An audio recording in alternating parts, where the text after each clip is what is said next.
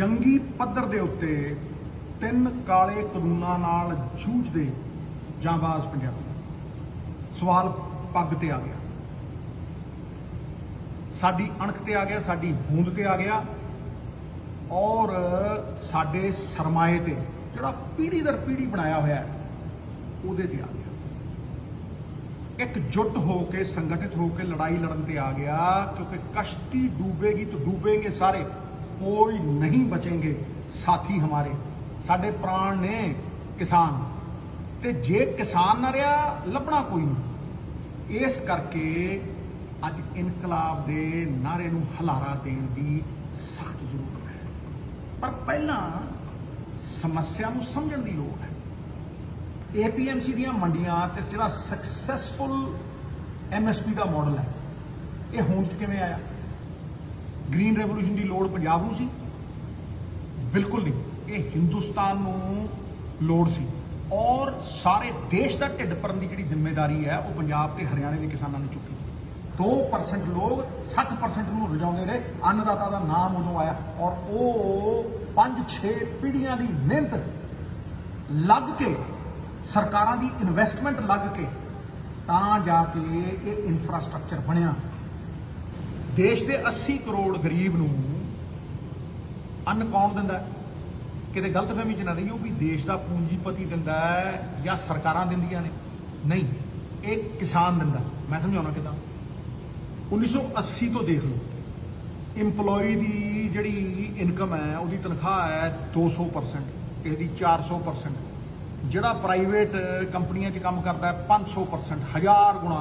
ਇਹ ਕੰਪਨੀਆਂ ਦੇ ਜਿਹੜੇ EMPLOYE ਨੇ 1000 ਗੁਣਾ ਉਹਨਾਂ ਦੀ ਇਨਕਮ ਵਧ ਗਈ, ਲੇਕਿਨ ਕਿਸਾਨ ਦੀ MSP ਸਿਰਫ 15 ਗੁਣਾ ਵਧੀ ਹੈ।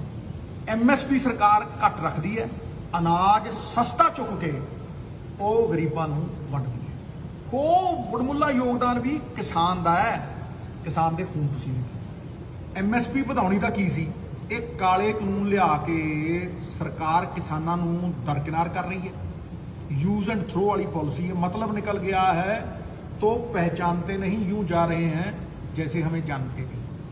ਤੇ ਜਿਹੜੇ ਸਟੇਟਾਂ 'ਚ, ਜਿਹੜੇ ਰਾਜਾਂ ਦੇ ਵਿੱਚ ਇਹ APMC ਦੀਆਂ ਮੰਡੀਆਂ ਪਹਿਲਾਂ ਹੀ ਰੱਦ ਕੀਤੀਆਂ ਜਾ ਚੁੱਕੀਆਂ ਨੇ, ਉੱਥੇ ਪ੍ਰਮਾਣ ਦੇ ਤੌਰ ਤੇ ਦੇਖ ਲਓ ਕਿ ਅੰਨਦਾਤਾ ਦਰ ਦੀਆਂ ਠੋਕਰਾਂ ਖਾਂਦਾ ਹੈ ਤੇ ਲੇਬਰ ਕਰਨ ਤੇ ਮਜਬੂਰ ਹੋਇਆ ਹੋਇਆ।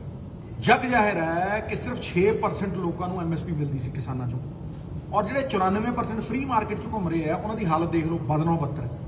ਪੂੰਜੀਪਤੀਆਂ ਨੂੰ ਤੁਸੀਂ ਆਊਟ ਆਫ ਦੀ ਵੇ, ਜਿਹਨੂੰ ਲੋੜ ਨਹੀਂ ਉਹਨਾਂ ਤੁਸੀਂ ਆਊਟ ਆਫ ਦੀ ਵੇ ਜਾ ਕੇ ਮਦਦ ਕਰਦੇ ਹੋ। ਰੈਵਨਿਊ ਫੋਰਗੋਨ ਦੇ ਵਿੱਚ 4-5 ਲੱਖ ਕਰੋੜ ਰੁਪਏ ਦੇ ਹਰ ਸਾਲ ਤੁਸੀਂ ਟੈਕਸ ਛੱਡਦੇ ਹੋ, ਉਹਨਾਂ ਨੂੰ ਟੈਕਸਾਂ ਦੇ ਵਿੱਚ ਵੀ ਛੂਟ ਦਿੰਦੇ ਹੋ, ਉਹਨਾਂ ਨੂੰ ਸਬਸਿਡੀਆਂ ਵੀ ਦਿੰਦੇ ਹੋ, ਤੇ ਜਦੋਂ ਕਿਸਾਨ ਨੂੰ MSP ਦੇਣੀ ਹੁੰਦੀ ਹੈ ਹਾਹਾਕਾਰ ਮਚ ਜਾਂਦਾ, ਉਲਟੀ ਗੰਗਾ ਪੈਂਦੀ ਹੈ। ਅੱਜ ਤੇ ਇਕਨੋਮੀ ਡੁੱਬੀ ਪਈ ਹੈ, ਰਿਸੈਸ਼ਨ ਵੱਲ ਨੂੰ ਵੱਧ ਰਹੀ ਹੈ, ਅੱਜ ਤੁਸੀਂ ਕਿਸਾਨ ਮਾਰ ਲਓ। ਲੇਕਿਨ ਮੈਂ ਇਹ ਪੁੱਛਦਾ ਕਿ ਜਦੋਂ ਇਕਨੋਮੀ 8% ਤੇ ਗਰੋ ਕਰ ਰਹੀ ਸੀ, ਉਦੋਂ ਵੀ ਇੰਪਲੋਇਮੈਂਟ ਜਿਹੜੀ ਹੈ 0.4% ਸੀ, ਉਦੋਂ ਵੀ ਫਾਇਦਾ ਸਾਰਾ ਪੂੰਜੀਪਤੀਆਂ ਨੂੰ ਜਾਂਦਾ ਸੀ। ਸਾਰੀਆਂ ਪਬਲਿਕ ਸੈਕਟਰ ਕੰਪਨੀਆਂ ਮਾਰਤੀਆਂ, ਵੇਲ ਮਾਰਤੀ, BSNL ਮਾਰਤੀ, ONGC ਘਾਟੇ ਦੇ ਵਿੱਚ ਜਾ ਰਹੀ ਹੈ, ਵੱਡੇ ਵੱਡੇ ਬੈਂਕ ਅੱਜ MPਆਂ ਦੇ ਘਾਟੇ ਦੇ ਵਿੱਚ ਖਤਮ ਹੋ ਰਹੇ ਨੇ, ਤੇ ਹੁਣ ਤੁਸੀਂ ਕਿਸਾਨ ਦੀ ਮੰਡੀ ਦੇ ਮਗਰ ਪੈ ਗਏ ਹੋ। ਇਹ ਕਿੱਥੋਂ ਦਾ ਇਨਸਾਫ ਹੈ? GST ਵਾਂਗ ਇਹ ਕਾਲੇ ਕਾਨੂੰਨ ਵੀ ਸਟੇਟਾਂ ਦੇ ਹੱਕ ਖੋਹ ਰਹੇ ਨੇ। ਫੈਡਰਲ ਸਟਰਕਚਰ ਤੇ ਡਾਇਰੈਕਟ ਅਟੈਕ ਹੈ। GST ਵੀ ਸਾਡੇ ਸੰਘੀ ਢਾਂਚੇ ਦੇ ਉੱਤੇ ਇੱਕ ਬਹੁਤ ਕਰਾਰਾ ਤਮਾਚਾ ਸੀਗਾ। ਸਾਡੇ ਅਧਿਕਾਰ ਖੋਏ, ਸਾਡੇ ਹੀ ਪੈਸੇ ਲੈ ਕੇ ਸਾਨੂੰ ਮੋੜੇ ਨਹੀਂ, ਸਾਨੂੰ ਮੁਹਤਾਜ ਬਣਾਇਆ। ਔਰ ਇਹ ਕਾਲੇ ਕਾਨੂੰਨ ਵੀ ਸਾਡੇ ਮੰਡੀਆਂ ਦੀ ਇਨਕਮ ਨੂੰ ਖੋਰਾ ਲਾ ਰਹੇ ਆ। ਪਿਛਲੇ ਸਾਲ ਮੰਡੀਆਂ ਤੋਂ 3600 ਕਰੋੜ ਰੁਪਇਆ, ਐਤਕੀ 4000 ਕਰੋੜ ਆਇਆ, ਸਭ ਲੁੱਟ ਹੋਈ। ਇਹ ਸਾਡਾ ਸੰਘੀ ਢਾਂਚਾ ਸਾਡੇ ਅਧਿਕਾਰ ਪੂਰੀ ਤਰ੍ਹਾਂ ਖੋਹ ਲੈ। GST ਨੇ ਵਪਾਰੀ ਮਾਰਿਆ, ਇਹ ਕਾਲੇ ਕਾਨੂੰਨ ਕਿਸਾਨ ਮਾਰ ਰਹੇ। 28000 ਆੜਤੀਆ ਜਿਹੜਾ ਮੁੱਢ ਬੰਦਾ ਸੀ ਮੰਡੀਆਂ ਦਾ, ਉਹ ਖਤਮ ਹੋ ਜੂ। 4 ਤੋਂ 5 ਲੱਖ ਮੰਡੀ ਲੇਬਰ ਜਿਹੜੇ ਦਸ਼ਕਾਂ ਤੋਂ ਮੰਡੀਆਂ 'ਚ ਕੰਮ ਕਰ ਰਹੇ ਆ, ਉਹਨਾਂ ਦਾ ਰੁਜ਼ਗਾਰ ਖੋਹ ਲੈਣਗੇ। ਸਾਡੇ ਸਕਸੈਸਫੁਲ ਮੰਡੀ ਮਾਡਲ ਨੂੰ ਪਾਸੇ ਕਰਕੇ ਇਹ ਅਮਰੀਕਾ ਤੇ ਯੂਰਪ ਦਾ ਫੇਲ ਹੋਇਆ ਫ੍ਰੀ ਮਾਰਕੀਟ ਮਾਡਲ ਸਾਡੇ ਤੇ ਮੜ ਰਹੇ ਆ, ਸਾਡੇ ਤੇ ਥੋਪ ਰਹੇ ਆ। 1-2 ਏਕੜ ਜਾਂ 5 ਏਕੜ ਵਾਲਾ ਕਿਸਾਨ ਇਹਨਾਂ ਵੱਡੇ ਵੱਡੇ ਪੂੰਜੀਪਤੀਆਂ ਦੇ ਨਾਲ ਇੱਕ ਫੇਅਰ ਵਪਾਰਿਕ ਡੀਲ ਬਣਾ ਪਾਏਗਾ? ਕੀ ਉਹਦੀ ਕੋਈ ਬਰਾਬਰੀ ਹੈ? ਕੀ ਉਹ ਕੋਈ ਕਾਬਲ ਵਕੀਲ ਲਿਆ ਕੇ ਇਹਨਾਂ ਦੇ ਸਾਹਮਣੇ ਖੜਾ ਕਰ ਸਕੂ? ਇਹਨਾਂ ਕੋਲ ਤਾਂ ਹਜ਼ਾਰਾਂ ਸਾਧਨ ਨੇ, ਵੱਡੇ ਵੱਡੇ ਵਕੀਲ ਇਹਨਾਂ ਦੇ ਨਾਲ ਹੋਣਗੇ, ਕੰਟਰੈਕਟ ਦੇ ਵਿੱਚ ਘੁੰਡੀਆਂ ਹੋਣਗੀਆਂ, ਮਾਰ ਦੇਣਗੇ। ਤੇ ਜੇ ਕੋਈ ਵਿਵਾਦ ਹੋ ਗਿਆ, ਕੋਈ ਡਿਸਪਿਊਟ ਹੋ ਗਿਆ, ਤੇ ਬੰਦਾ ਸਿਵਲ ਕੋਰਟ 'ਚ ਨਹੀਂ ਜਾ ਸਕਦਾ, ਉਹਨੂੰ ਡੀਸੀ ਜਾਂ ਐਸਡੀਐਮ ਦੇ ਕੋਲ ਜਾਣਾ ਪਊ, ਜਿਹਨੂੰ ਦਿਸ਼ਾ ਨਿਰਦੇਸ਼ ਸੈਂਟਰ ਦੀ ਸਰਕਾਰ ਦਊਗੀ। ਔਰ ਤੁਹਾਡੇ ਐਮਐਲਏ, ਤੁਹਾਡੇ ਮੰਤਰੀ ਦਰਸ਼ਨੀ ਘੋੜੇ ਬਣਾ ਕੇ ਖੜਾ ਕਰ ਦੇਣਗੇ। ਇਹ ਤੁਹਾਡੀ ਕੋਈ ਮਦਦ ਨਹੀਂ ਕਰ ਸਕਣਗੇ ਉਹ। ਤੇ ਫੇਰ ਭਾਈ ਦਾਲਾਂ ਹੋਣ, ਚਾਹੇ ਆਇਲ ਸੀਡ ਹੋਣ, ਚਾਹੇ ਫਰੂਟਸ ਹੋਣ, ਚਾਹੇ ਵੈਜੀਟੇਬਲਸ ਹੋਣ, ਇਹਨਾਂ ਉੱਤੇ ਐਮਐਸਪੀ ਕਿਉਂ ਨਹੀਂ ਦੇ ਸਕਦੀ? ਮੇਰਾ ਇਹ ਮੰਨਣਾ ਹੈ ਕਿ ਪੰਜਾਬ ਸਰਕਾਰ ਹੋਲਡਿੰਗ ਕੈਪੈਸਿਟੀ ਦੇਵੇ, ਕਿਸਾਨ ਕੋਲਡ ਸਟੋਰੇਜ ਬਣਾਵੇ, ਜਿੱਥੇ ਉਹ ਆਪਣੀ ਉਪਜ ਨੂੰ ਸਟੋਰ ਕਰ ਸਕੇ ਔਰ ਵੱਡੇ ਪੂੰਜੀਪਤੀਆਂ ਦੇ ਅੱਗੇ ਗੋਡੇ ਨਾ ਟੇਕੇ। ਔਰ ਇਸੇ ਤਰੀਕੇ ਮੈਂ ਵਿਨਮਰ ਬੇਨਤੀ ਕਰਦਾ ਸਾਰੀਆਂ ਯੂਨੀਅਨਾਂ ਨੂੰ ਕਿ ਉਹ ਆਪਣੇ ਸੁਪਨੇ ਸਾਕਾਰ ਕਰਨ। ਉਹਨਾਂ ਦਾ ਜਿਹੜਾ ਏਜੰਡਾ ਸੀ ਕਈ ਦਸ਼ਕਾਂ ਪੁਰਾਣਾ ਕਿ ਉਹ ਕੋਆਪਰੇਟਿਵ ਬਣਾਉਣ, ਜਿਹੜਾ ਕੋਆਪਰੇਟਿਵ ਅਮੂਲ ਦੇ ਨਾਮ ਦੇ ਵਿੱਚ ਐਡਾ ਸਕਸੈਸਫੁਲ ਹੋਇਆ, ਮਹਾਰਾਸ਼ਟਰ ਦੇ ਵਿੱਚ ਐਡੇ ਸਕਸੈਸਫੁਲ ਹੋਏ ਨੇ, ਉਹ ਕੋਆਪਰੇਟਿਵ ਬਣਾਉਣ, ਕਿਸਾਨਾਂ ਨੂੰ ਆਪਣੇ ਹਿੱਸੇਦਾਰ ਬਣਾਉਣ, ਭਾਗੀਦਾਰ ਬਣਾਉਣ ਔਰ ਹੱਕਾਂ ਦੇ ਕਿਸਾਨ ਦੇ ਰਖਵਾਲੇ ਬਣਨ। ਔਰ ਉਹਨਾਂ ਨੂੰ ਅਸ਼ੋਰਡ ਇਨਕਮ ਵਾਸਤੇ ਸੈਂਟਰ ਮੂਰੇ ਔਰ ਵੱਡੇ ਪੂੰਜੀਪਤੀਆਂ ਮੂਰੇ ਝੁਕਣਾ ਨਾ ਪਵੇ, ਮੁਹਤਾਜ ਨਾ ਹੋਣਾ ਪਵੇ।